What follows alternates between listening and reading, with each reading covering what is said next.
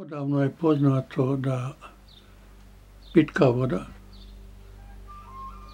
u ovoj regiji, odnosno od Orašja do Niže Brezovog polja, je vrlo loše kvaliteta. Tako da su mnogi stanovnici koji su crpili vodu iz bunara, a ona je obično bila dubine 4 do 5 metara, da su obolili na bubrezima.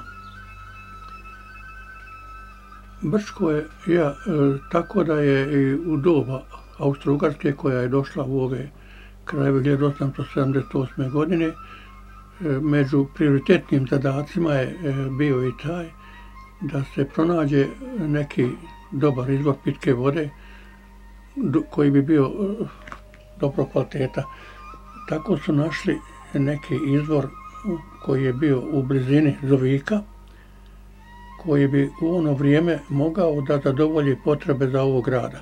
Dočim to nikad nije realizovano zbog toga što su u prioritet stavili da se riješe poplave koje su često bile u ovom gradu, ali srećom grad je naš uvijek imao dobri ljudi koji su financijski pomagali u razvoju ovog grada, a običaj je bio kada neko od Brčaka pođe na hadž da uvijek nešto ostavi u amanet ovom gradu. Tako su, kao po nekom dogovoru, uvijek pravili gradske česme. Jedna od njih je napravljena još u tursko doba, to je ova dole u Prnjavorju. Nju je napravio Mehmed Alije Mehmedagića otac, odnosno djed Irfana Mehmedagića, 1857. godine, kada je pošao na hadž, dao je da se iskopa taj arterac, odnosno česma. Česma je ta radila sve negdje do pred Prvi svjetski rat. Neki podaci govore da je presušila 1905. 1906. godine i od tada više nikada nije radila, nego je blindirana i ostala je tako. Dočim poslije rata, negdje 50. godina, neko je se sjetio da je na tom mjestu bila česma, pa je ponovo krenulo kopanje i to je sad ova česma koja radi dole u Prnjavoru. Dočim za vrijeme sušnih perioda zna i ona da presuši, već sada je malog kapaciteta. Druga česma je ova Hadžimehagina česma, gore u Gornjoj Mahali. Nju je dao napraviti Mehmed Kantardžić, tadašnji brčanski veletrgovac, industrijalac koji u ono vrijeme imao tvornicu ciglanu dobru.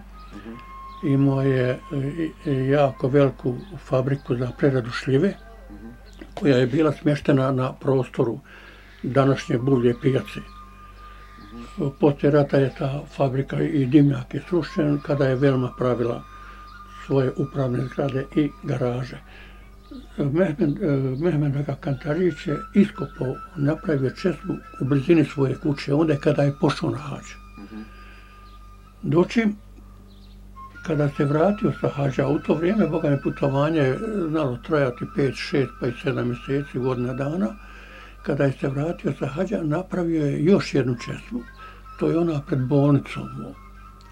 Knez Pavle 1938. godine je o svom trošku dao da se napravi ta bolnica i kada se pravila bolnica, onda su stavili novu oblogu oko te česme i na njoj su napisali 1938. godina. Ta godina se odnosi na izgradnju bolnice i na obnovu česme. Česma je radila oduvijek, samo su novi oblik njezin napravili, dočim tu ne spominje se da je obnovljena česma te godine, nego ispada kao da je napravljena.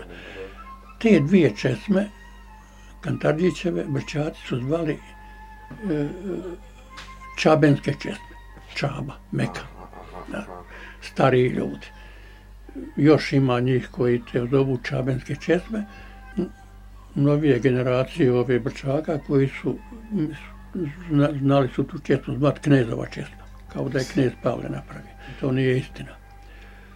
Znači, to bi bila druga česma. Treća česma je bila jedna koja je napravljena još u doba Turske carevine. Nalazila se u Novoj Varoši kod zgrade Nikole Majstorovića i Srpske pravoslavne crkve. Jer napomenuo sam u Novoj Varoši, jer u doba Otomanskog carstva taj dio grada se zvao Nova Varoš. Nama kasnije poznata kao Srpska Varoš. Česma je radila negdje do 1950 i neke godine, kada je presušila i više nikada nije proradila. Kako se zvala ta česma? Nju je napravio Beg Biogradlija, poznavajući da je se u to vrijeme česme pravile odlaskom na hađ ili dolaskom sa hađa. Pretpostavljam, nisam siguran da je napravljena kada je Beg Biogradlija išao na hađ ili kada je se vratio sa hađa. Inače, begovska porodica Biogradlije su doseljenici, odnosno protjerani su iz Srbije, a bili su u Beogradu, zato su nazivani Biogradlije. Kasnije će ta obitelj Biogradlije primiti prezime u Biogradlić. Taj Beg Biogradlija je imao jako lijepu kuću na sprat koja se nalazila na prostoru današnje Zelene pijace. Kod Savske džamije, koja je srušena kada se pravila ova pijaca, imao je jako lijepu porodičnu zgradu zvanu Konak u Novoj Varoši, sad Srpskoj Varoši, i imao je jednu zgradu na području negdje koja se nalazila na području Novog Brčkog. Nisam znao, nisam mogao da pronađem gdje, a znam da je imao tri velike zgrade, tri velika konaka.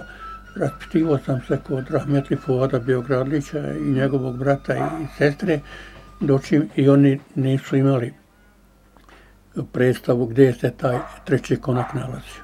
Znači, vi pretpostavljate da bi se česma trebala zvati po graditelju njenog? Po graditelju, ali ta česma više ne postoji. Ne postoji.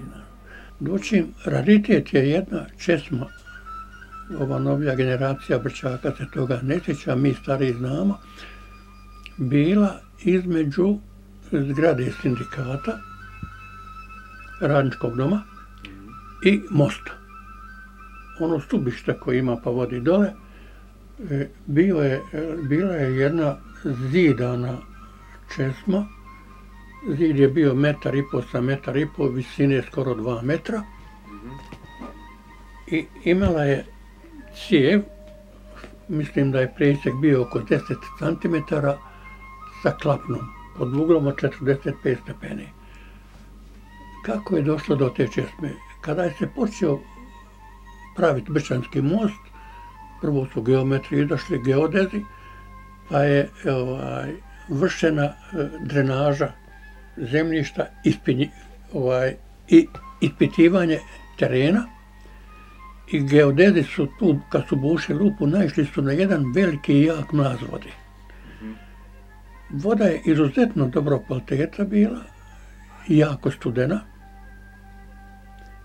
I tu su napravili, onda ozidali tu česmu. Dočnem po čemu je ona ta česma bila poznata? Bila je poznata po tome što 2-3 minuta nema vode. Ništa. Na jednom jak mlaz udari. Buk. I tako ona, kad udari buk, ona se klapna digne, voda je išta napolje. Veliki mlaz. Možete zamisliti mlaz od 10 cm, fije cijev bila. I kad se ta voda povuče, klapna se vrati nazad, tako da ništa nije moglo neka životinja da uđe unutra i šta ja znam.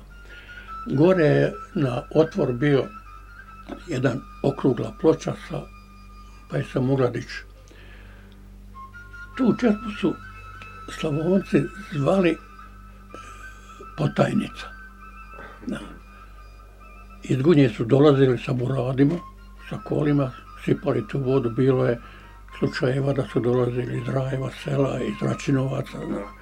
Tamo su vode bunari bili, kažem, 4-5 metara, nisu bili zdravi, a ovo je velika dubina bila. Brčati su je zvali Zamlaz, stariji, ili Studenac. Da.